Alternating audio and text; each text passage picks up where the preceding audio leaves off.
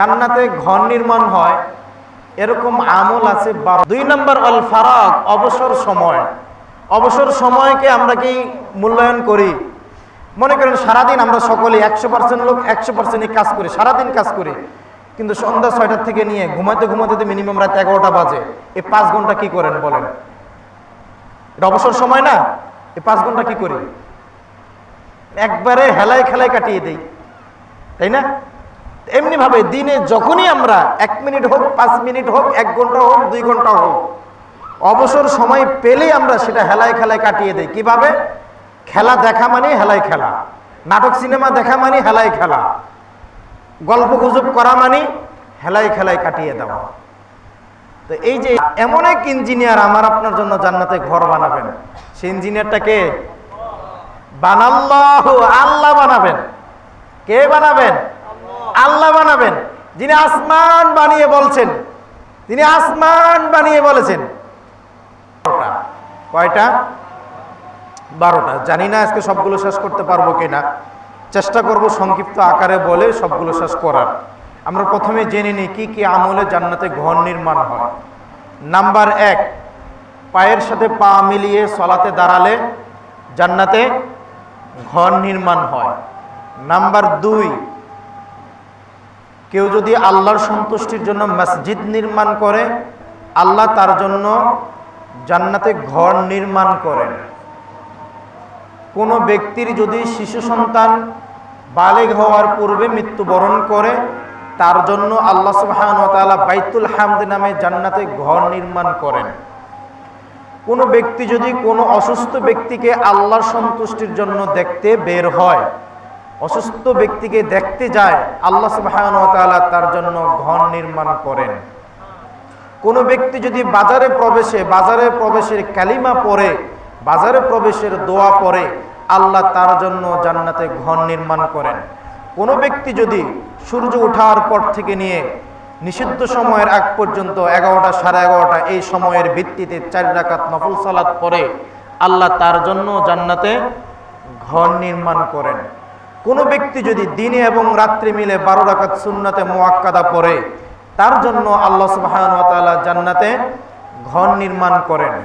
কোনো ব্যক্তি যদি হাসি তামাশার ছলেও মিথ্যা বলা থেকে বিরত থাকে এবং নিজে সঠিক হওয়ার পরেও ঝগড়া বিবাদ এড়িয়ে চলে, আল্লাহ সুবহানাহু ওয়া তাআলা এই ব্যক্তিদের জন্য জান্নাতে ঘর নির্মাণ করবেন। নাম্বার 9, কোনো ব্যক্তি যদি আল্লাহর সন্তুষ্টির জন্য একে অপরকে ভালোবাসে এবং আল্লাহর সন্তুষ্টির জন্য একে অপরের সাথে সম্পর্ক ছিন্ন করে, তার জন্য আল্লাহ সুবহানাহু ওয়া তাআলা জান্নাতে ঘর নির্মাণ করবেন।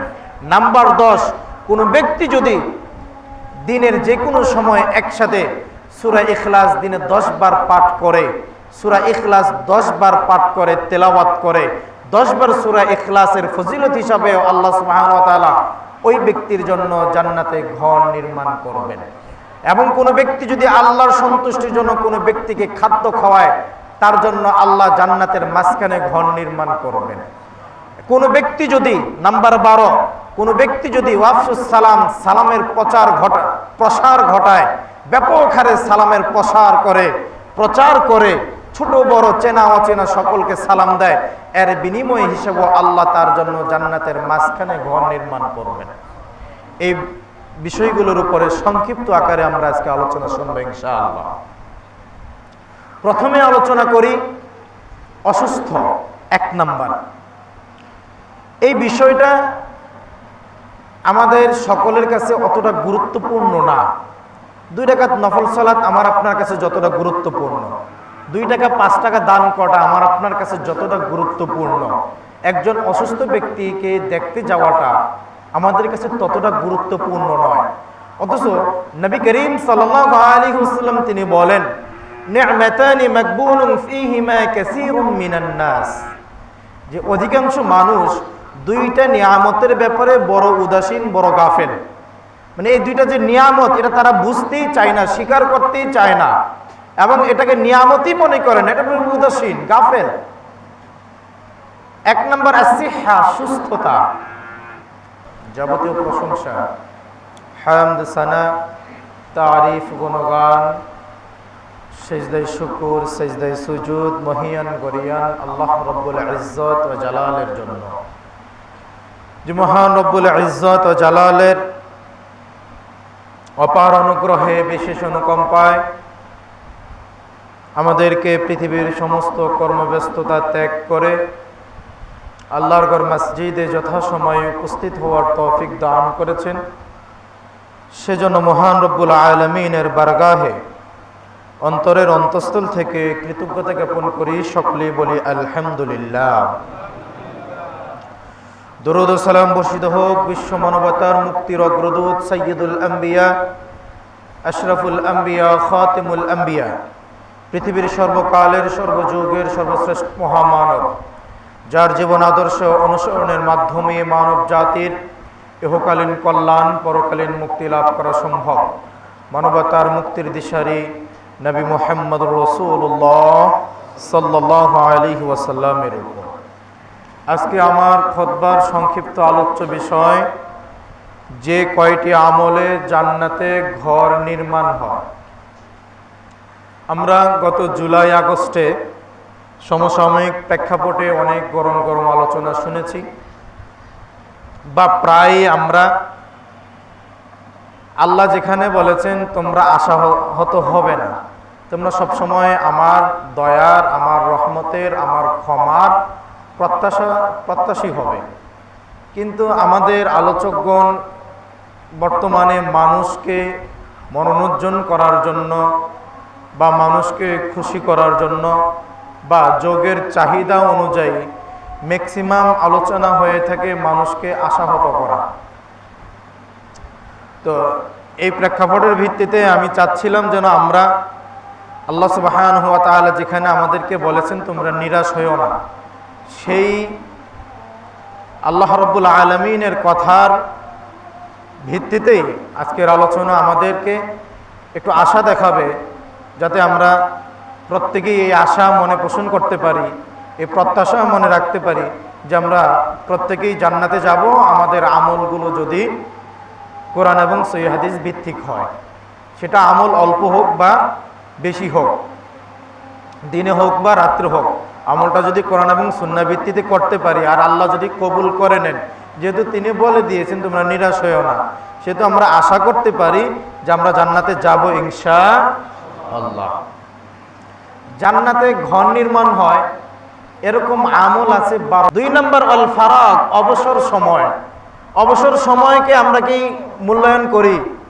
মনে করেন সারাদিন আমরা সকলে 100% লোক 100%ই কাজ করি, সারাদিন কাজ করি, কিন্তু সন্ধ্যা 6টা থেকে নিয়ে ঘুমাতে ঘুমাতে মিনিমাম রাত 11টা বাজে। এই 5 ঘন্টা কি করেন বলেন? এটা অবসর সময় না? এই 5 ঘন্টা কি করি? একবারে হেলায় খেলায় কাটিয়ে দেই, তাই না? এমনি ভাবে দিনে যখনই আমরা 1 মিনিট হোক, 5 মিনিট হোক, 1 ঘন্টা হোক, 2 ঘন্টা হোক, অবসর সময় পেলেই আমরা সেটা হেলায় খেলায় কাটিয়ে দেই। কিভাবে?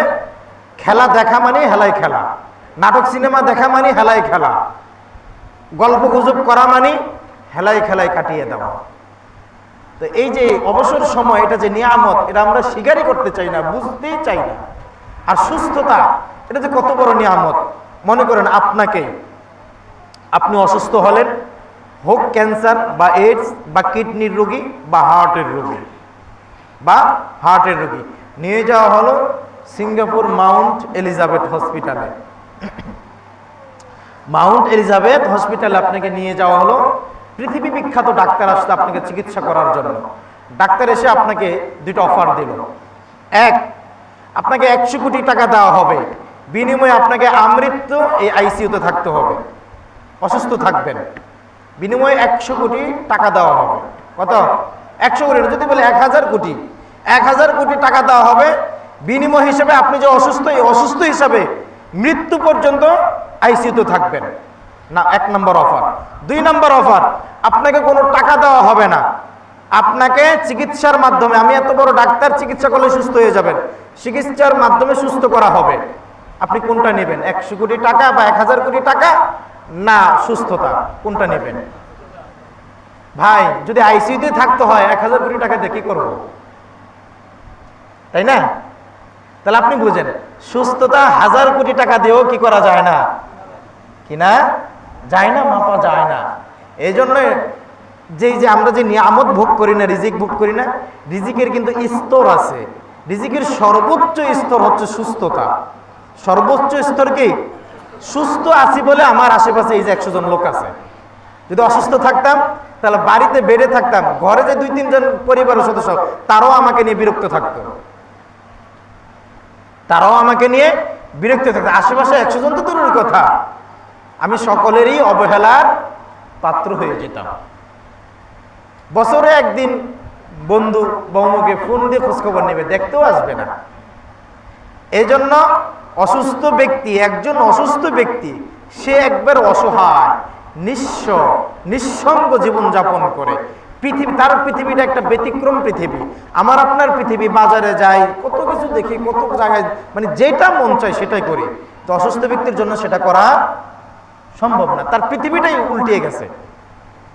বলি না পৃথিবী উল্টিয়ে যায়, তার পৃথিবীটাই উল্টিয়ে গেছে। সে একটা অন্য পৃথিবীতে, অন্য একটা জগতে বসবাস করছে।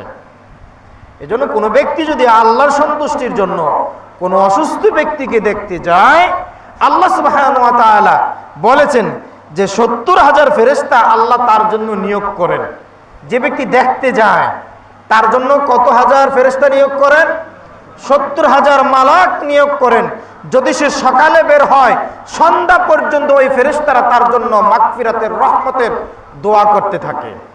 এবং যদি সন্ধ্যায় বের হয়, সকাল পর্যন্ত ওই 70,000 ফেরেশতা আল্লাহর কাছে তার জন্য রহমতের, মাগফিরাতের দোয়া করতে থাকে। এবং বানাল্লাহু লাহু বাইতান ফিল জান্নাহ, আল্লাহ তার জন্য জান্নাতে ঘর বানিয়ে দেন। এই যে মসজিদ নির্মাণ করেছেন একজন ইঞ্জিনিয়ার না, বা বাড়ি নির্মাণ করে একজন ইঞ্জিনিয়ার। বাংলাদেশের ইঞ্জিনিয়াররা সব সলিড না? বেশিরভাগ 2 নাম্বার। 250 বস্তা সিমেন্ট দিলে 50 বস্তা খেয়ে ফেলে না? 5 টন রডের জায়গায় 1 টন খেয়ে ফেলে না?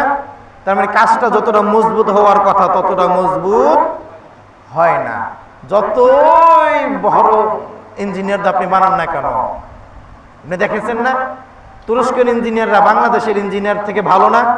তারপরে বাংলাদেশের মাল বললেই আমরা বুঝি ভেজাল আছে।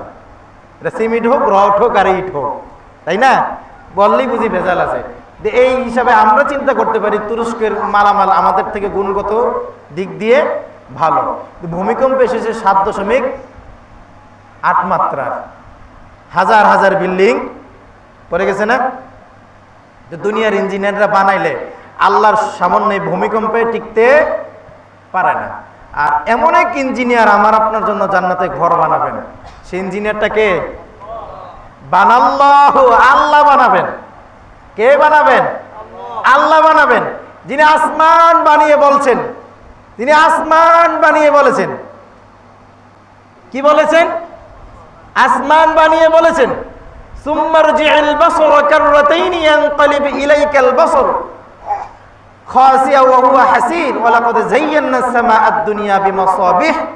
যে আল্লাহ সুবহানাহু ওয়া তাআলা তিনি বলেন যে মিন ফুতুর, আল্লাহ আসমান এত নিখুঁত ভাবে বানিয়েছেন, জমিন এত নিখুঁত ভাবে বানিয়েছেন, ভাসমান তারকা গ্রহ নক্ষত্রগুলো এত নিখুঁত ভাবে সাজিয়েছেন, সব কিছু আল্লাহ কত নিখুঁত ভাবে করেছেন, সেখানে কোনো মানুষ কোনো খুঁত খুঁজে পাবে না। এত নিখুঁত ইঞ্জিনিয়ার যিনি আসমান এবং জমিন বানিয়েছেন। পিলার ছাড়া এই বিশাল আসমান, পিলার ছাড়া যে বিশাল আসমান, এই আসমান এত নিখুঁত ভাবে বানিয়েছেন। সেই নিখুঁত ইঞ্জিনিয়ার, নিখুঁত কারিগর আমার আপনার জন্য জান্নাতে ঘর বানাবেন। আমি আপনি ঘর বানালে ঘরের মেয়াদ হবে 100 বছর। আমি আপনি ঘর বানালে ঘরে থাকতে পারবো 15-20 বছর। কিন্তু আল্লাহ এমন এক ঘর বানাবেন যেই ঘর 100 বছরের মেয়াদ নয়, অনন্ত অসীম কাল পর্যন্ত, যার শুরু আছে শেষ নাই, যেটা দিনে দিনে পুরাতন হবে না, দিনে দিনে নতুন হবে, এমন এক ঘর তিনি বানিয়ে দিবেন। ওই ঘরের মালিক হব আমরা ইনশাআল্লাহ। কাজটা কি? অসুস্থ ব্যক্তিকে দেখতে যেতে হবে। যাবো তো ইনশাআল্লাহ? ইনশাআল্লাহ। 1 নাম্বার। 2 নাম্বার, কোন ব্যক্তির যদি শিশু সন্তান বালেগ হওয়ার আগে মৃত্যুবরণ করে, হতে পারে সেটা পেটে 6 মাস, 7 মাস, 8 মাস, 9 মাস, জন্মের আগে বা জন্মের সময়, অথবা 1 মাস 2 মাস 1 বছর 2 বছর 5 বছর 8 বছর 10 বছর বালেগ হওয়ার আগে কোন ব্যক্তির শিশু সন্তান যদি মারা যায়, আল্লাহ সুবহানাহু ওয়া তাআলা ফেরেশতাদেরকে ডাকেন, ডেকে বলেন, তোমরা কি আমার বান্দার প্রিয় কলিজার ধনকে ছিনিয়ে নিয়ে এসেছো? তখন তারা বলবে, ক্বালু নাআম, হে আল্লাহ, আমরা আপনার বান্দার প্রিয় সন্তানকে ছিনিয়ে নিয়ে এসেছি। তখন আল্লাহ সুবহানাহু ওয়া তাআলা ফেরেশতাদেরকে জিজ্ঞাসা করেন, ফেরেশতাদেরকে প্রশ্ন করেন, আমার বান্দা কি বলেছে?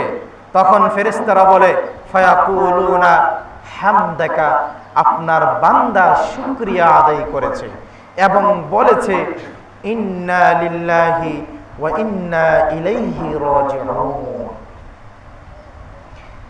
সে আপনার শুকরিয়া আদায় করেছে, তার সন্তান নিয়ে আসার পরে শুকরিয়া আদায় করেছে এবং বলেছে, আমরা সবাই আল্লাহর জন্য এবং সকলেই আল্লাহর কাছে ফিরে যাব। তখন আল্লাহ সুবহানাহু ওয়া তাআলা বলেন, বানাল্লাহু লাহু বাইতান ফিল জান্নাহ, আমার এই বান্দার জন্য জান্নাতে একটা ঘর নির্মাণ করো এবং সেই ঘরের নাম রেখে দাও বাইতুল হামদ। ফায়াসুম্মু, সেই ঘরের নাম রেখে দাও বাইতুল হামদ। বাইতুল হামদ নামক একটা ঘর আল্লাহ সুবহানাহু ওয়া তাআলা দিবেন ওই বান্দাকে, যেই বান্দার শিশু সন্তান মৃত্যুবরণ করার পরে ধৈর্য ধারণ করেছে, আল্লাহর সিদ্ধান্তের প্রতি সন্তুষ্ট থেকেছে। আমি আপনি আল্লাহর সিদ্ধান্তের প্রতি সন্তুষ্ট নই, বারংবার বলি আর আফসোস করি, কখনো প্রকাশ্যে বলি, কখনো অপ্রকাশ্যে মনে মনে বলি যে আল্লাহ মানুষকে কত কিছু দেয়, আমাকে কিছুই দেয় না। আমি অকৃতজ্ঞ। মহিলারা বলে আল্লাহ মানুষকে এত কিছু দেয় আর আমাকে বুঝি আল্লাহ দেখে না। নাউজুবিল্লাহ। আমার সাথে কেন বারবার এমনটা হয়? মানুষ দুনিয়াতে এত এত কিছু করে সাকসেস, সফল হয়ে গেল, আর আমি ব্যর্থতায় পর্যদস্তই হলাম, আল্লাহ আমাকে দেখে না। নাউজুবিল্লাহ। যারা এইগুলো কথা বলবে আর যারা এই কথাগুলো থেকে বিরত থাকবে, আল্লাহর সিদ্ধান্তের প্রতি যা আল্লাহ দিয়েছে, রিজিক হিসাবে যা আল্লাহ দিয়েছে, বাড়ি হিসেবে যেটা আমি পেয়েছি রিজিক হিসাবে, বাবা মা হিসেবে যাদেরকে পেয়েছি, সন্তান হিসেবে যাদেরকে পেয়েছি, শরীরের অঙ্গ প্রত্যঙ্গ হিসেবে যেগুলো পেয়েছি, হতে পারে আমার একটা চোখ নেই, হতে পারে আমার একটা হাত নেই, হতে পারে আমার একটা পা নেই, হতে পারে আমার একটা কিডনি অসুস্থ, হতে পারে আমার মাথার ব্রেন একটু দুর্বল, হতে পারে আমি মুখে একটু কথা কম বলতে পারি, যেটাই হোক না কেন আল্লাহ আমাকে যা দিয়েছে, আমি যে অবস্থানে আছি ওই অবস্থান থেকে আল্লাহর সিদ্ধান্তের ব্যাপারে আমি কি সন্তুষ্ট। আর এই পরীক্ষাটা আল্লাহ মাঝে মধ্যে বিভিন্ন বিপদ দিয়ে করে থাকেন, তার মধ্যে একটা বিপদ হচ্ছে সন্তান নিয়ে নেন। আর ওই সন্তান নিয়ে নেওয়ার সময় এটাও আল্লাহর সিদ্ধান্ত। এই সিদ্ধান্তে যারা আল্লাহর সিদ্ধান্তের প্রতি সন্তুষ্ট থাকবে, আল্লাহ তাদের জন্য জান্নাতে ঘর নির্মাণ করবেন। সুবহানাল্লাহ। তাহলে আমরা কখনোই ধৈর্যহারা হয়ে যাব, এটা খুব কঠিন পরিস্থিতি। আমরা বলি না, বাবার কাঁধে সন্তানের লাশ পৃথিবীর সবচেয়ে কঠিন বিষয়, দৃশ্য, বলি না এটা? বাবার কাঁধে সন্তানের লাশ, এটা খুব কঠিন। এখানে ধৈর্য ধারণ করা, টিকে থাকা, শান্ত থাকা, এটা খুব কঠিন বিষয়। এটা খুব কঠিন বিষয়। দেখেন না, ইব্রাহিম আলাইহিস সালামকে আল্লাহ বলেন, সন্তানকে নিয়ে জবাই করে দাও, সন্তানকে নিয়ে জবাই করে দাও। তার মানে বাবার জন্য এটা সবচেয়ে কঠিন পরীক্ষা। ইব্রাহিম আলাইহিস সালাম নিজেকে আগুনে ফেলে দিয়েছেন, এটার থেকে কঠিন পরীক্ষা সন্তানকে জবাই করা। ইব্রাহিম আলাইহিস সালামকে আগুনে ফেলে দিয়েছেন, এটার থেকেও কঠিন পরীক্ষা কি? সন্তানকে জবাই করে দাও। এই জন্য এত কঠিন পরীক্ষা হওয়ার কারণে আল্লাহ কুরবানিটা কিয়ামত পর্যন্ত কি করে দিয়েছেন? জারিয়া করে দিয়েছেন। কিয়ামত পর্যন্ত জারি করে দিয়েছেন, যেটা করতেই হবে সকল মুসলিমের, কিয়ামত পর্যন্ত। সম্মানিত মাজিদের মুসলিমের কেরাম, তাহলে সন্তানের বিপদ আপদে, অসুস্থ হলে, অ্যাক্সিডেন্ট হলে বা মারা গেলে কি করতে হবে? আল্লাহর সিদ্ধান্তের প্রতি সন্তুষ্ট থাকতে হবে। বিনিময় হিসেবে আল্লাহ কি দিবেন? বাইতুল হামদ নামক জান্নাতে একটা ঘর নির্মাণ করে দিবেন। সুবহানাল্লাহি ওয়া বিহামদিহি। নাম্বার 3, কোন ব্যক্তি হাসি ঠাট্টার ছলেও মিথ্যা বলা থেকে বিরত থাকে। সাংবাদিক যারা আছে, কৌতুক যারা করে, নাটক সিনেমা যারা করে, এই হাদিস বলছে তারা জান্নাতে যাবে না। তারা জান্নাতে যাবে না। সবচেয়ে বেশি মিছা, সবচেয়ে বেশি মিথ্যা এদের মাধ্যমে কি হয়? প্রচার হয়, প্রকাশ হয়। এদের কাছ থেকে মূলত আমরা মিথ্যা বলা শিখি। আমি আপনি যে দুই একটা বলি না যে তা না, তাই না? আমরা এগুলো শিখছি কাদের কাছ থেকে? এদের কাছ থেকে। এরা যেটা করে, আপনাকে যে হাসাচ্ছে নাটক করে, এটা কি সত্য না মিথ্যা? কৌতুক করে যে হাসাচ্ছে, এটা সত্য না মিথ্যা? সব মিথ্যা। আর সাংবাদিকরা তো দেখানোই, একবারে জাজ্জলিমান সত্যরে মিথ্যা বানাচ্ছে আর মিথ্যাটাকে সত্য বানাচ্ছে। হলুদ সাংবাদিকে ভরে গেছে না? এই হচ্ছে অবস্থা। নবী সাল্লাল্লাহু আলাইহি ওয়াসাল্লাম বলছেন, আমি ওই ব্যক্তির জন্য জান্নাতের মাঝখানে একটি প্রাসাদের সামনে দাঁড়িয়ে থাকবো, যে প্রাসাদটি আল্লাহ ওই ব্যক্তির জন্য বানিয়েছেন যে ব্যক্তি হাসি ঠাট্টার ছলে মিথ্যা বলা থেকে বিরত থাকে। হাসি ঠাট্টার ছলে মিথ্যা বলা থেকে বিরত থাকে। মানুষকে হাসাবে, মানে এখানে কোনো লাভ লস নাই, একটু হাসবে, একটু আনন্দ দিবে, একটু এন্টারটেইনমেন্ট দিবে, একটু বিনোদন দিবে। এই জন্য আল্লাহ নবী সাল্লাল্লাহু আলাইহি ওয়াসাল্লাম বলেছেন, এই এন্টারটেইনমেন্ট দেওয়া থেকেও যে ব্যক্তি মিথ্যা বলা থেকে বিরত থাকবে, তার জন্য মাঝখানে প্রাসাদে একটা ঘরের সামনে আমি দাঁড়িয়ে থাকবো ওই ব্যক্তির জন্য, যেটা আল্লাহ বানিয়েছেন তার জন্য। তাহলে হাসি ঠাট্টার ছলেও মিথ্যা বলা যাবে না। আল্লাহ কোরআনে বলেন, যেটা আমরা প্রতি খুতবায় সমস্ত খতিব সাহেব বলে থাকেন, সূরা আহজাবের এই ৭১ নম্বর আয়াত, আল্লাহ বলেন, ইয়া আইয়ুহাল্লাযীনা আমানুত্তাকুল্লাহ ওয়া কুলু কাওলান সাদীদা। আল্লাহ বলেন, হে ঈমানদারগণ, তোমরা আল্লাহকে ভয় করো। ওয়া কুলু কাওলান সাদীদা, যখন তোমরা কথা বলবে, কথা বলার সময় তোমরা সর্বদাই সত্য এবং সঠিক কথা বলবে। মুহাম্মদুর রাসূলুল্লাহ সাল্লাল্লাহু আলাইহি ওয়াসাল্লামের সবচেয়ে প্রিয় সাহাবী, উম্মতের শ্রেষ্ঠ সন্তান আবু বকর রাদিয়াল্লাহু তাআলা আনহু তিনি বলেন, আলা উনাব্বিউকুম বিআকবারিল কাবাইর, আমি কি তোমাদেরকে সবচেয়ে বড় কবিরা গুনাহ গুলো সম্পর্কে সংবাদ দিব না? সাহাবীগণ বললেন, ক্বালু নাআম, অবশ্যই। অতঃপর আবু বকর রাদিয়াল্লাহু তাআলা আনহু বলেন, রাসূল সাল্লাল্লাহু আলাইহি ওয়াসাল্লাম বলেছেন, এক নাম্বার কবিরা গুনাহ হচ্ছে আল ইশরিকু বিল্লাহ, আল্লাহর সাথে শিরিক করা। দুই নাম্বার কবিরা গুনাহ হচ্ছে ওয়া উকুকুল ওয়ালিদাইন, পিতামাতার সাথে অবাধ্য অন্যায় আচরণ করা। তিন নাম্বার কবিরা গুনাহ হচ্ছে আলা ওয়াকুলুজ জুর, মিথ্যা বলা, মিথ্যা কথা বলা পৃথিবীর ৩ নম্বর বড় পাপ। মানুষ হত্যা করার চেয়ে বড় পাপ, মাদক সেবন করার চেয়েও বড় অপরাধ, অন্যান্য বড় অপরাধগুলোর চেয়েও বড় অপরাধ হচ্ছে মিথ্যা বলা। আর আমরা হর হামেশাই মিথ্যা বলে থাকি, প্রয়োজনও বলি, অপ্রয়োজনেও বলি, ইচ্ছায়ও বলি, অনিচ্ছায়ও বলি, মানুষকে হাসানোর কারণেও বলি, মিথ্যাই বলি। যেন মিথ্যাই আমাদের নিত্যদিনের সঙ্গী, যেন মিথ্যাই এখন আমাদের শরীরের পোশাক হিসাবে আবির্ভূত হয়েছে। এই মিথ্যা থেকে যে ব্যক্তি বিরত থাকবে, আল্লাহ তার জন্য জান্নাতের মাঝখানে একটা ঘর নির্মাণ করে দিবেন। থাকবো তো ইনশাআল্লাহ মিথ্যা বলা থেকে বিরত।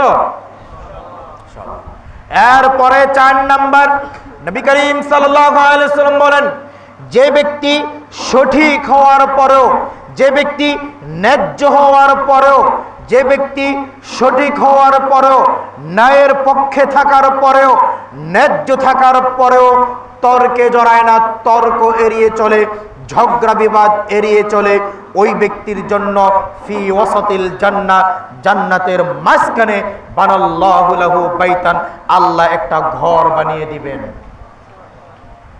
আজকে আমাকে যদি হাসির ছলেও একটা কথা বলে, আমি তাকে মুখ বাঁকা করে বলি, আমাকে কেউ যদি মুখ বাঁকা করে বলে, আমি তাকে ধমক দিয়ে বলি, আমাকে কেউ যদি ধমক দিয়ে বলে, আমি তাকে গালি দিয়ে বলি, আমাকে কেউ যদি গালি দিয়ে বলে, আমি তাকে হাত দিয়ে বলি, আমাকে কেউ যদি হাত দিয়ে বলে, আমি তাকে লাঠি দিয়ে বলি, আমাকে কেউ যদি লাঠি দিয়ে বলে, আমি তাকে অস্ত্র দিয়ে বলি।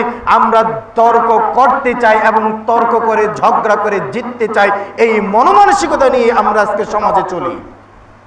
কে কাকে দুর্বল করে, কে কার উপরে ডমিনেট করবে, এই চিন্তা চেতনা নিয়ে আমরা সমাজে চলছি। অথচ ইসলাম এমন একটা ধর্ম, ইসলাম এমন একটা সাম্যের ধর্ম যেখানে ইসলাম চায় প্রত্যেকটা মানুষ মিলে মিশে, প্রত্যেকটা মানুষ মানবিক মূল্যবোধ নিয়ে, প্রত্যেকটা মানুষের মানবাধিকার ঠিক রেখে সমাজে চলবে।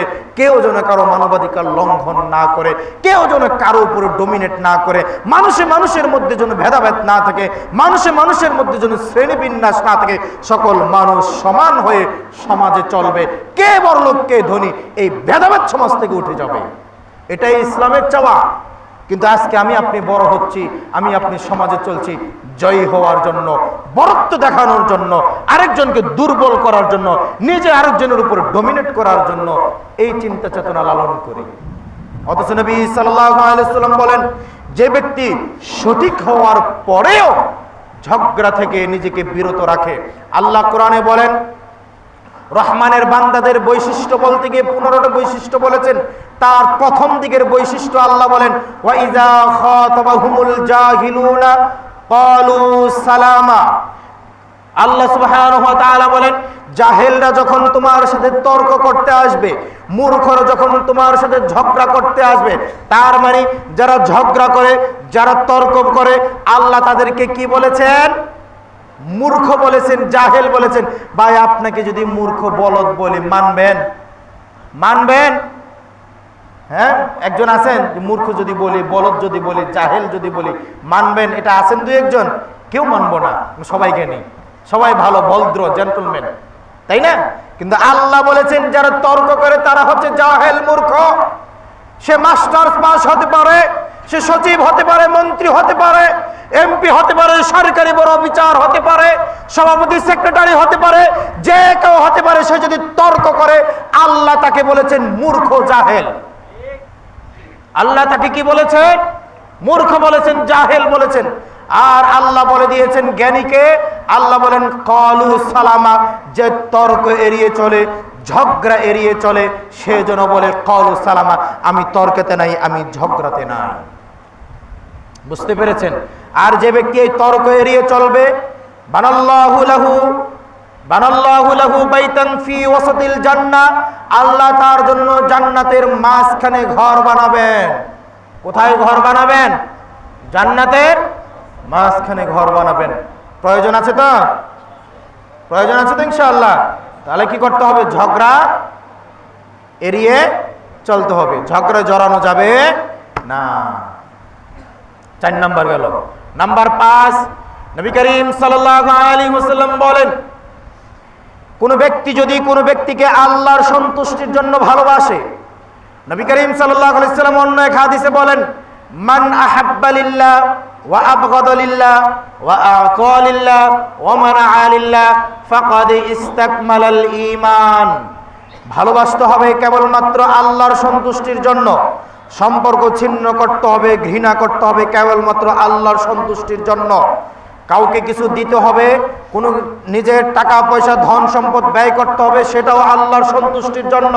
ওমানা আলিল্লাহ, ব্যয় করা থেকে বিরত থাকতে হবে, সেটাও আল্লাহর সন্তুষ্টির জন্য। ফাকাদে ইস্তাকমালাল ঈমান, যে ব্যক্তির মধ্যে এই 4টা বৈশিষ্ট্য থাকবে সে হচ্ছে একজন পূর্ণ ঈমানদার। অন্য এক হাদিসে সহিহ বুখারী মুসলিমের প্রথম দিকের একটা হাদিস, ঈমান অধ্যায়ের, নবী করিম সাল্লাল্লাহু আলাইহি ওয়াসাল্লাম বলেন, সালাসা মান কুন্না ফিহি ওয়াজাদা হালাওয়াতাল ঈমান। কোন ব্যক্তি যদি ঈমানের স্বাদ পেতে চায়, ভাই, ইলিশ মাছের লেজে এক স্বাদ, মাথায় আরেক স্বাদ, মাঝখানের পিছে এক স্বাদ, ডিমে আরেক স্বাদ, গরুর গোশতের এক স্বাদ, মুরগির গোশতের এক স্বাদ, খাসির গোশতের আরেক স্বাদ, রুই মাছের এক স্বাদ, তেলাপিয়া মাছের আরেক স্বাদ, পাঙ্গাস মাছের আরেক স্বাদ, আপেলের এক স্বাদ, কমলা বেদানার আরেক স্বাদ। প্রত্যেকটা জিনিসের আলাদা আলাদা স্বাদ আছে। আমাদের জিহ্বায় বলে দেয় কোনটা কি, তাই না? এগুলোর স্বাদ যেমন ভাবে আমরা আস্বাদন করি না? আস্বাদন না করলে বুঝবো কি আমি কি খাই? আপনি যদি নাই বুঝতে পারেন যে কি খাচ্ছেন, তাহলে সেটার নাম নির্ধারণ করতে পারবেন? হ্যাঁ। তাহলে নবী করিম সাল্লাল্লাহু আলাইহি ওয়াসাল্লাম বলেছেন, পৃথিবীর সব জিনিসের যেমন স্বাদ আছে, ঈমানেরও স্বাদ আছে।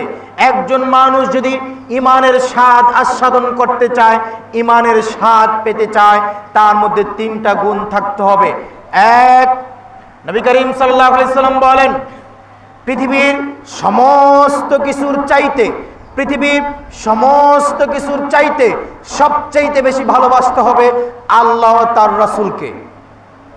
আপনার নেতার থেকে বেশি ভালোবাসতে হবে, আপনার দলের থেকে বেশি ভালোবাসতে হবে, হোক সেটা আওয়ামী লীগ বা বিএনপি, শেখ হাসিনা বা খালেদা, যেই হোক না কেন, এদের থেকে, আপনার শায়েখ থেকে হোক ধর্মীয় নেতা বা দুনিয়াবী নেতা, প্রত্যেক কিছুর চেয়ে বেশি ভালোবাসতে হবে আল্লাহ এবং তার রাসূলকে।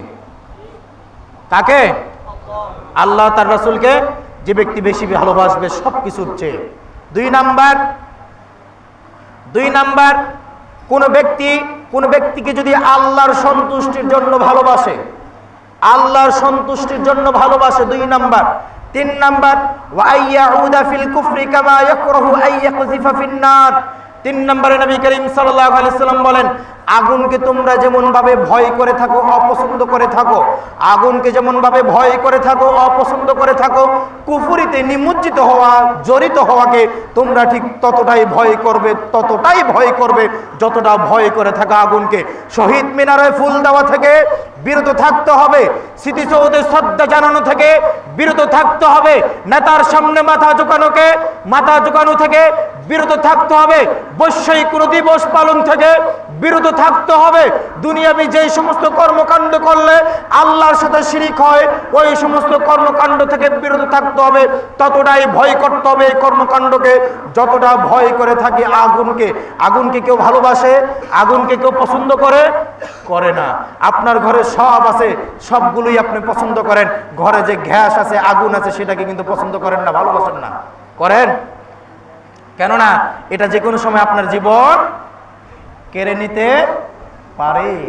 লাঠি দিয়ে বাড়ি দিলে কেমন আঘাত, পুরো শরীর লাঠি দিয়ে বাইরে এলে যতটা আঘাত লাগবে, শরীরের একটা আঙ্গুল একটা মোমের নিচে পুড়ে গেলে তার থেকেও বেশি কষ্ট লাগবে, তাই না? তাহলে আগুন খুব মারাত্মক জিনিস, এটা ভালোবাসা পছন্দ করার প্রশ্নই আসে না। তা আল্লাহর নবী বলেছেন, আগুনকে যেমন ভয় করো, কুফরি কাজকে, শিরকি কর্মকাণ্ডকে ওরকম ভয় করতে হবে। আমাদের অনেক মানুষ আছে এই কথাগুলো বলতে বলতে আমি ব্যক্তিগতভাবে অস্থির হয়ে গেছি যে কি আমরা আহলুল হাদিস সালাফি প্রায় সমাজে দেখি মসজিদে মুনাজাত করি না, যখন জিয়াউর রহমানের জন্মদিন বা মৃত্যুবার্ষিকী আসে সেখানে দলীয় কাজে গিয়ে হাত তুলে মুনাজাত করি, যখন শেখ হাসিনার কোনো অনুষ্ঠান আসে সেখানে গিয়ে দলবদ্ধভাবে হাত তুলে মুনাজাত করি। তার মানে তারা ধর্মটাকে একভাবে নিয়েছে। এইগুলো কাজকে ঘৃণা করতে হবে, ভয় করতে হবে, যেমন ভাবে আগুনকে ঘৃণা করি, ভয় করি। আর এই 3টা বৈশিষ্ট্য থাকলে আল্লাহ নবী বলেছেন ওই ব্যক্তি ইমানের স্বাদ পাবে। ওই ব্যক্তি কি পাবে? ইমানের স্বাদ পাবে। ইমানের স্বাদ পান না বলে তো ইবাদত কি লাগে না, মজা লাগে না। ইব্রাহিম আলাইহিস সালাম আল্লাহরে বলেন যে ওয়াইজ ক্বালা ইব্রাহিম রাব্বি আরিনি কাইফা তুহিল মাউতা, ইব্রাহিম তার রবকে বলে, হে রব, আমি দেখতে চাই আপনি কিভাবে মৃতকে জীবিত করেন, আপনি কিভাবে মৃতকে জীবিত করেন, এটা আমি দেখতে চাই। আল্লাহ বলেন ক্বালা ওয়ালাম তুমিন, তুমি কি এটা বিশ্বাস করো না? ইব্রাহিম বলে ক্বালু বালা, অবশ্যই আমি বিশ্বাস করি। ক্বালা ওয়ালাম তুমিন, আল্লাহ বলেন তুমি কি বিশ্বাস করো না? ইব্রাহিম বলে ক্বালু বালা, অবশ্যই আমি বিশ্বাস করি। ওয়ালাকিন লিয়াতমাইন্না কলবি, আমি শুধুমাত্র একটু দেখে আমার অন্তরকে শান্ত করতে চাই, শান্তি দিতে চাই। অন্তরকে কি দিতে চাই? অন্তর প্রশান্ত করতে চাই, দেখে যে আপনি কিভাবে মৃতকে জীবিত করেন। তো ইব্রাহিম আলাইহিস সালাম অন্তর প্রশান্ত করেছেন জীবিতকে মৃত করা দেখে। আল্লাহ বলেন ক্বালা রাব্বি জাআল হায, যে আল্লাহ বলেন ফাখুয আরবাআতাম মিনাত তায়রি ফাসুরহুন্না ইলাইকা সুম্মা জাআল আলা কুল্লি জাবালিন মিনহুন্না জুজআন সুম্মা দুউহুন্না ইয়াতিনাকা সাইয়া, যে তুমি 4টা পাখি নাও এবং সেগুলোকে কেটে কুচি কুচি করে একসাথে করে মিশিয়ে 4টা পোটলা 4টা পাহাড়ের বিভিন্ন জায়গায় রেখে আসো, রেখে আসার পরে সেগুলোকে নাম ধরে ডাকো, দেখবা সেগুলো চলে আসে।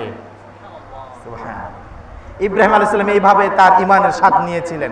আর আমাদের নবী আমরা কিভাবে ইমানের স্বাদ নিব সেটা বলে দিলেন যে সবকিছুর চেয়ে বেশি ভালোবাসতে হবে কাকে? আল্লাহ এবং তার রাসূলকে। 2 নম্বর, একজনকে ভালোবাসতে হবে আল্লাহর সন্তুষ্টির জন্য, দুনিয়ার জন্য না, আওয়ামী লীগ বিএনপির জন্য না। আওয়ামী লীগ করে বলে সে আপনার ভাই বিএনপির মাথায় বাড়ি দিবেন, বিএনপি করে বলে সে আপনার ভাই আওয়ামী লীগের মাথায় বাড়ি দিবেন। এটা না, ভালোবাসতে হবে তুমি মুসলিম সেও মুসলিম। আজকে দেখেন না মুম্বাইয়ের স্লোগান, তোমার আমার সম্পর্ক লা ইলাহা তেরা মেরা রিশতা কিয়া, যে তোমার আমার সম্পর্ক কি লা ইলাহা ইল্লাল্লাহ, শুধুমাত্র লা ইলাহা ইল্লাল্লাহর জন্য। মুম্বাইয়ের স্লোগান কি ছিল গত কয়েকদিন যাবত? যে তোমার আমার পরিচয় শুধুমাত্র লা ইলাহা ইল্লাল্লাহ, আর কিছু নয়। তার মানে আমরা মুসলিম। নবী বলেন মুসলিম হচ্ছে একটা দেহের ন্যায়, দেহের কোনো একটা অঙ্গ আঘাত পেলে যেমনি ভাবে পুরোটা দেহ আঘাত প্রাপ্ত হয়। ইদিশতাকা আইনুন ইদিশতাকা রাসুহু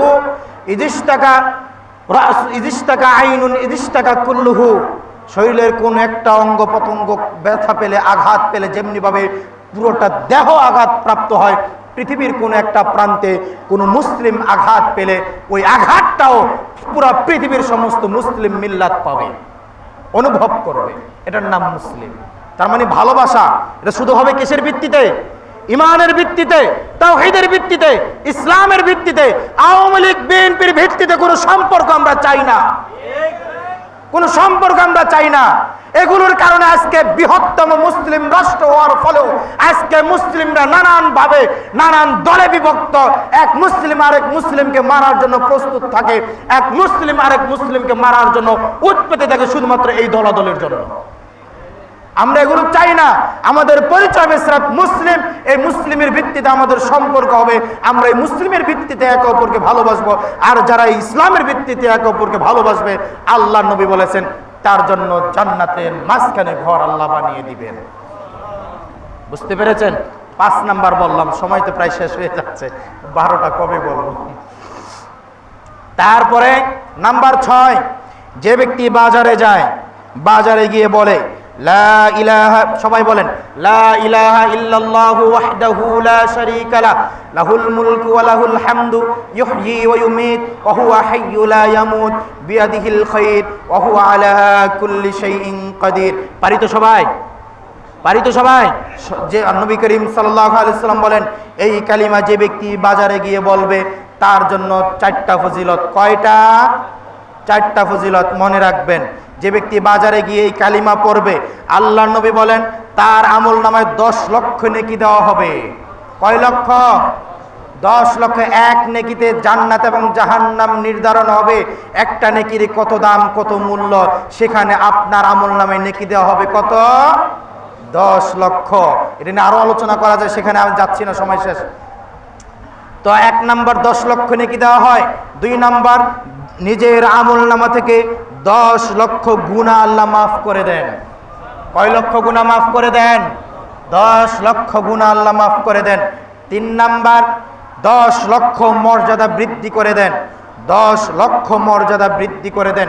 এটা হচ্ছে স্থায়ী মর্যাদা, এটা হচ্ছে স্থায়ী মর্যাদা। এটা টাকার মর্যাদা নয়, এটা ক্ষমতার মর্যাদা নয়। ক্ষমতায় মন্ত্রী ছিল, সম্মান ছিল, এখন মন্ত্রিত্ব চলে গেছে কিল ঘুষি ইট এবং ডিমের থেরাপি পেয়েছে, তাই না?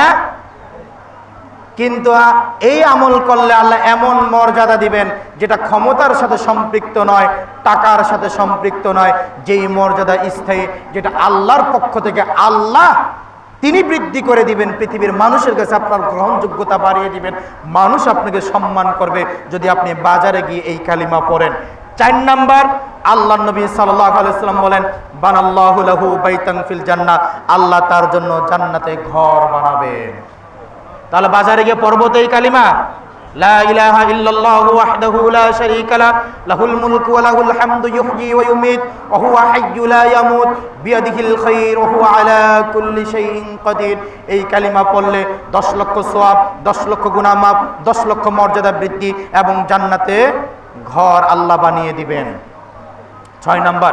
7 নাম্বার, যে ব্যক্তি সূর্য ওঠার পর থেকে নিয়ে ওই জোহরের আগ পর্যন্ত, জোহরের ওয়াক্তের আগ পর্যন্ত, যেটাকে আমরা সলাতুদ দোহা বলি বা চাশতের সলাত বলি বা সলাতুল আউয়াবিন যেই নামেই বলি না কেন, এই মধ্যবর্তী সময়ে যে ব্যক্তি 4 রাকাত নফল সলাত পড়বে 2 সালামে। কয় সালামে? 2 রাকাত করে 2 রাকাত পরে সালাম ফিরাবে, আবার 2 রাকাত পরে সালাম ফিরাবে। যে ব্যক্তি এইভাবে 4 রাকাত নামাজ পড়বে, নবী করিম সাল্লাল্লাহু আলাইহি সাল্লাম বলেন এই আমলের ফজিলত হিসাবে আল্লাহ তার জন্য জান্নাতের মাঝখানে ঘর দিবেন। সুবহানাল্লাহ। দরকার আছে তো ইনশাআল্লাহ? এই আমলটা আমরা অনেকেই করি না, কিছু লোক করি, আমরা করার চেষ্টা করব ইনশাআল্লাহ। 7 নম্বর গেল নাকি? নাম্বার 8, নবী করিম সাল্লাল্লাহু আলাইহি সাল্লাম বলেন যে ব্যক্তি দিনে এবং রাত্রে ইসনা আশারা রাকাতাইন 12 রাকাত সালাত পড়বে। কয় রাকাত? 12 রাকাত। ইসনা আশারা রাকাতাইন 12 রাকাত সালাত পড়বে যে ব্যক্তি দিনে এবং রাতে মিলে, আল্লাহ সুবহানাহু ওয়া তাআলা বানাল্লাহু লাহু বাইতান ফিল জান্নাহ, তার জন্য জান্নাতে ঘর নির্মাণ করবেন। 12 রাকাত সালাত কোনটা কোনটা? নবী এই হাদিসে স্পষ্ট করে দিয়েছেন। তিনি বলেন জোহরের সালাতের আগে 4 রাকাত, জোহরের সালাতের পরে 2 রাকাত হলো কত? 6 রাকাত। মাগরিবের পরে 2 রাকাত হলো কত? 8 রাকাত। এশারের পরে 2 রাকাত হলো 10 রাকাত। ফজরের আগে 2 রাকাত হলো 12 রাকাত। যে ব্যক্তি এই 12 রাকাত সুন্নাতে মুআক্কাদা প্রতিদিন পড়বে, আল্লাহ তার জন্য বিনিময় হিসেবে বানাল্লাহু লাহু বাইতান ফিল জান্নাহ, জান্নাতে ঘর নির্মাণ করবেন। পড়ব তো ইনশাআল্লাহ? আমরা অনেকে ফরজ পড়ে যাই গিয়া, সুন্নাত পড়ি না, এমনটা হয় না? যদি আপনি পড়েন, শত ব্যস্ততার পরেও যদি আপনি সুন্নতগুলো পড়েন, বিনিময় হিসেবে আল্লাহ কি দিবেন? জান্নাতে ঘর দিবেন। বিস্তারিত আলোচনা করা যায়, সময় শেষ। নাম্বার 9, যে ব্যক্তি 10 বার সূরা ইখলাস পড়বে। কয়বার? 10 বার সূরা ইখলাস পড়বে। ফজিলত হিসাবে নবী করিম সাল্লাল্লাহু আলাইহি ওয়াসাল্লাম বলেন বানাল্লাহু লাহু বাইতান ফিল জান্নাহ, আল্লাহ তার জন্য জান্নাতে ঘর নির্মাণ করে দিবেন। আমরা সূরা ইখলাস 3 বার পাঠের ফজিলত জানি, যে একবার পড়লে কোরআনের 1/3 সমান নেকি হয়, 3 বার পড়লে পূর্ণ কোরআন পড়ার সমান নেকি পাওয়া যায়। এই ফজিলত আমরা জানি, কিন্তু এই ফজিলত জেনে নেন যে ব্যক্তি 10 বার সূরা ইখলাস পড়বে, বিনিময় হিসাবে, ফজিলত হিসাবে আল্লাহ সুবহানাহু ওয়া তাআলা জান্নাতে তার জন্য ঘর নির্মাণ করে দিবেন।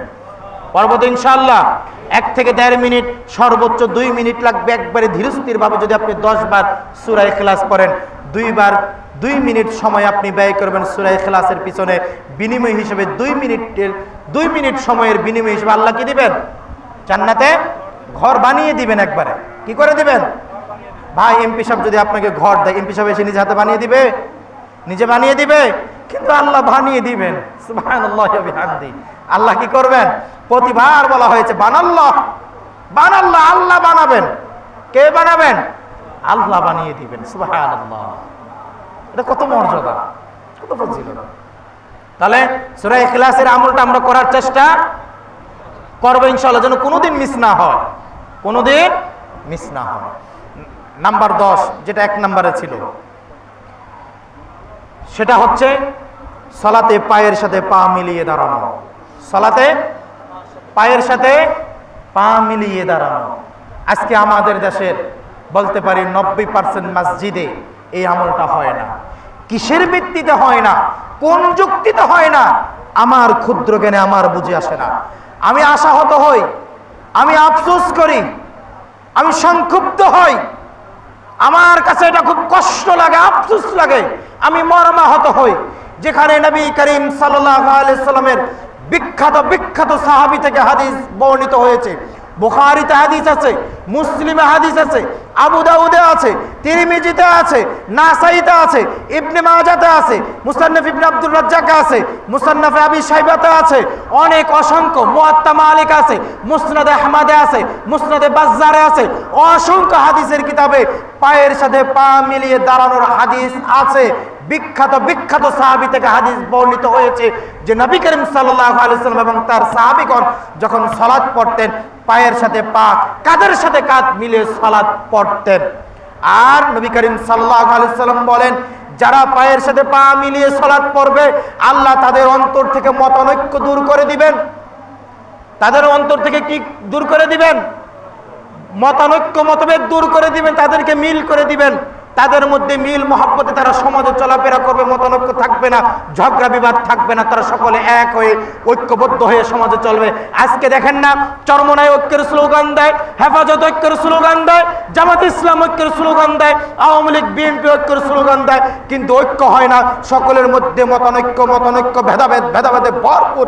ঐক্য কখনো সম্ভব নয় যতক্ষণ না মানুষ কোরআন এবং সুন্নাহর কাছে, সহিহ হাদিসের কাছে আত্মসমর্পণ না করবে, ততদিন পর্যন্ত সমাজে ঐক্য আসবে না। ঐক্য আনতে হলে কোরআন এবং সহিহ হাদিসের উপরে আমল করলে অটোমেটিক ঐক্য হয়ে যাবে ইনশাআল্লাহ। আর সেখানে নবী করিম সাল্লাল্লাহু আলাইহি ওয়াসাল্লাম বলেন, পায়ের সাথে পা মিলিয়ে দাঁড়ালে আল্লাহ অনৈক্য দূর করে দিবেন, এবং যারা পায়ের সাথে পা মিলিয়ে দাঁড়িয়ে সালাত পড়বে, ফজিলত হিসাবে, বিনিময় হিসাবে আল্লাহ সুবহানাহু ওয়া তাআলা বানাল্লাহু লাহু বাইতান ফিল জান্নাহ, জান্নাতে ঘর নির্মাণ করে দিবেন। আমরা এই আমলটা করবো তো ইনশাআল্লাহ। যারা আমল করে না তার একটা ফজিলত দেখাক, যে পায়ের সাথে পা মিলিয়ে না দাঁড়ালে, পায়ের সাথে পা মিলানো ছাড়া দাঁড়ালে জান্নাতে 10টা ঘর পাওয়া যাবে। তাহলে আমরা একটা ঘরের বিনিময় না, 10টা ঘরের বিনিময় হিসেবে আজকে থেকে পা ছাড়া দাঁড়াবো, লাগাবো না, ফাঁক হয়ে পা ফাঁক করে দাঁড়াবো বিনিময় হিসেবে, যেহেতু 10টা ঘর পাওয়া যাবে। আছে এমন হাদিস, কোন ফজিলতের হাদিস আছে যে ফজিলত বলে যে পায়ের সাথে পা না মিলালে অনেক অনেক ফজিলতের কথা বর্ণিত হয়েছে, এমন একটা হাদিস আছে? নাই, কোন হাদিস নাই। অথচ পায়ের সাথে পা মিলিয়ে দাঁড়ালে নবী বলেছেন জান্নাতে আল্লাহ ঘর বানিয়ে দিবেন। তাহলে আমরা কোনটা করব? পায়ের সাথে পা মিলিয়ে দাঁড়াবো ইনশাআল্লাহ। 11 নাম্বার যেটা আমাদের জন্য খুব গুরুত্বপূর্ণ, সেটা হচ্ছে নবী করিম সাল্লাল্লাহু আলাইহি সাল্লাম বলেন এই বিষয়ের উপরে একটা জুমার আলোচনা দরকার। প্রত্যেকটা বিষয়ের উপরে আলাদা আলাদা আলোচনা হতে পারে 1-1.5 ঘন্টার। তো এই বিষয়টা খুবই গুরুত্বপূর্ণ। সেটা কি? নবী করিম সাল্লাল্লাহু আলাইহি সাল্লাম বলেন, হাদিসটা আমরা সবাই শুনি এবং দান করি মসজিদে, যে কি, যে ব্যক্তি আল্লাহর সন্তুষ্টির জন্য মসজিদ নির্মাণ করবে, মান বানা লিল্লাহি মাসজিদান বানাল্লাহু লাহু বাইতান ফিল জান্নাহ, যে ব্যক্তি আল্লাহর সন্তুষ্টির জন্য মসজিদ নির্মাণ করবে, বানাল্লাহু লাহু বাইতান ফিল জান্নাহ, আল্লাহ তার জন্য জান্নাতে ঘর বানিয়ে দিবেন। এটা শুনেছি, তাই না? নবী করিম সাল্লাল্লাহু আলাইহি ওয়াসাল্লাম আরো বলেন, যে ব্যক্তি চড়ুই পাখির বাসা সমপরিমাণ একটা মসজিদ বানাবে। কিসের সমপরিমাণ? চড়ুই পাখির বাসা। আমি বর্তমানে ধরে নিতে পারি একটা ইটের এক অংশ, একটা পুরো ইট না, এটা পুরো একটা ইটের একটা অংশ, এটা চড়ুই পাখির বাসা, তাই না? 3 ভাগের 1 ভাগ, তার মানে এক ইটের 1/3 সমান ইটও যদি কোনো ব্যক্তি মসজিদে দান করে, মসজিদ নির্মাণে সে অবদান রাখে, এই 3 ভাগের 1 ভাগ ইট মসজিদে দেওয়ার কারণে আল্লাহ বিনিময় হিসেবে তার জন্য জান্নাতে ঘর বানাবেন। হাদিস নবী সাল্লাল্লাহু আলাইহি ওয়াসাল্লাম বলেছেন, চড়ুই পাখির বাসা সমপরিমাণে একটা মসজিদ নির্মাণ করলো আল্লাহ তার জন্য কি করবেন? জান্নাতে ঘর বানাবেন। আরেক হাদিসে বলা হয়েছে, তিরমিজিতে, আবু দাউদেও আসছে, গুই সাপের ডিম পাড়ার বাসা। গুই সাপের বাসা নয়, গুই সাপ কিন্তু নিজে থাকার জন্য বড় বাসা বানায় না, শুধু ডিম পাড়ার জন্য একটা গর্ত করে। ওই গুই সাপের ডিম পাড়ার সমপরিমাণ জায়গার বাসা সমপরিমাণ একটা মসজিদ কোনো ব্যক্তি যদি বানায়, আল্লাহ সুবহানাহু ওয়া তাআলা তার জন্য জান্নাতে ঘর বানাবেন। কিন্তু এই মসজিদ কারা আবাদ করবে? মসজিদ বানিয়ে আল্লাহ বলে দিলেন সূরা তাওবার 18 নম্বর আয়াত, আল্লাহ বলেন, ইন্নামা ইয়া'মুরু মাসাজিদাল্লাহি মান আমানা বিল্লাহি ওয়াল ইয়াউমিল আখির ওয়া আকিমুস সালাহ ওয়া আতুজ যাকাহ ওয়া লাম ইয়াখশা ইল্লাল্লাহ। আল্লাহ বলেন, যাদের মধ্যে 4টা বৈশিষ্ট্য থাকবে তারাই কেবলমাত্র মসজিদ আবাদ করতে পারবে। মসজিদ আবাদ করতে পারবে 1 নম্বর, আল্লাহর প্রতি এবং আখিরাতের প্রতি পূর্ণ বিশ্বাস থাকতে হবে, পূর্ণ ঈমান থাকতে হবে আল্লাহর প্রতি এবং আখিরাতের প্রতি। 2 নম্বর, 5 ওয়াক্ত সালাত প্রতিষ্ঠা করতে হবে। নিজে পড়বে, স্ত্রী পড়বে, ছেলে পড়বে, মেয়ে পড়বে, পুত্রবধূ পড়বে, পরিবারের সকল সদস্য যখন সালাত পড়বে, এটাকে বলে সালাত প্রতিষ্ঠা। যখন সালাত প্রতিষ্ঠা করতে পারবে, ওই ব্যক্তি মসজিদ আবাদ করতে পারবে, মসজিদের দায়িত্ব পালন করতে পারবে। 3 নম্বর, ওয়াতুজ যাকাত, যে ব্যক্তি বছর শেষে নিসাব পরিমাণ সম্পত্তি হিসাব করে, পাই টু পাই পঙ্কুরূপে হিসাব করে বছর শেষে নিসাব পরিমাণ সম্পত্তির যাকাত প্রদান করে, ওই ব্যক্তি মসজিদের দায়িত্ব পালন করতে পারবে। যাকাত আসে বছরে 5 লাখ, দেয় 2 লাখ, ওই ব্যক্তি মসজিদের সভাপতি সেক্রেটারি হতে পারবে না। বুঝতে পেরেছেন? 4 নম্বরটা খুব মারাত্মক, ওয়ালাম ইয়াখশা ইল্লাল্লাহ। খতিব সাহেব খুতবা দিবে, আপনি এসে বললেন আমি তো বিএনপি করি, উপর থেকে নির্দেশ এসেছে যে আজকে এই বিষয়টা বলা যাবে না, আল্লাহ বলেছেন ওয়ালাম ইয়াখশা ইল্লাল্লাহ, হক কথা বলতে গিয়ে কেবলমাত্র আল্লাহকে ভয় করবে, দুনিয়ার উপরের কোনো টেলিফোন, উপরের কোনো ব্যক্তিকে নয়। উপরের কোনো টেলিফোন, উপরের কোনো ব্যক্তিকে নয়। বুঝতে পেরেছেন? যে ব্যক্তি এই হিম্মত মনে রাখে যে আমি মসজিদের দায়িত্ব পালন করব, ইমাম মুয়াজ্জিন খতিবদেরকে পূর্ণ স্বাধীনতা দিব কোরআন এবং হাদিস বলার, তারা যতক্ষণ কোরআন এবং হাদিসের দলিল ভিত্তিক এবং সঠিক যুক্তি ভিত্তিক বক্তব্য দিবে ততক্ষণ পর্যন্ত আমরা ইমাম এবং খতিবের সাথে আছি, এমন হিম্মত যে ব্যক্তি রাখে ওই ব্যক্তি কেবলমাত্র মসজিদের দায়িত্ব পালন করতে পারবে। আর যে ব্যক্তি এই হিম্মত রাখে না, উপরের টেলিফোনে খতিবদেরকে কি করতে পারে, খতিবদেরকে নিয়ন্ত্রণ করার চেষ্টা করে, ইমামদেরকে নিয়ন্ত্রণ করার চেষ্টা করে, ইমামদেরকে বিভিন্ন ধরনের নির্দেশনা দিয়ে থাকে, খতিবদেরকে বিভিন্ন ধরনের নির্দেশনা দিয়ে থাকে, ওই ব্যক্তি মসজিদের দায়িত্ব পালন করতে পারবে না। বুঝতে পেরেছেন? এই হচ্ছে মসজিদের দায়িত্ব পালন করা। আমরা এই কাজগুলো করবো তো ইনশাআল্লাহ।